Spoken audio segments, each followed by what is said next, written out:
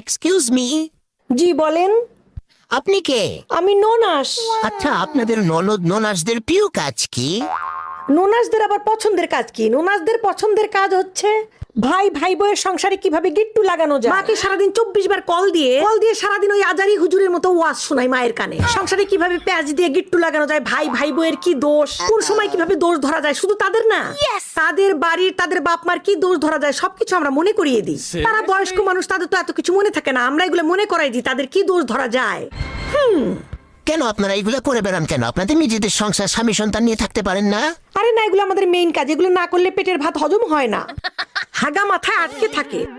তো এই যে সম্পর্ক খারাপ করে দেন, বৃদ্ধ বয়সে কে দেখবে আপনার বাবা মাকে? বৃদ্ধ বয়সে আবার কে দেখবে? ভাই ভাইয়ের বই দেখবে, আবার কে দেখবে? তো এই যে সম্পর্ক খারাপ করে দিতেছেন, পরে এগুলোর ইফেক্ট পড়বে না?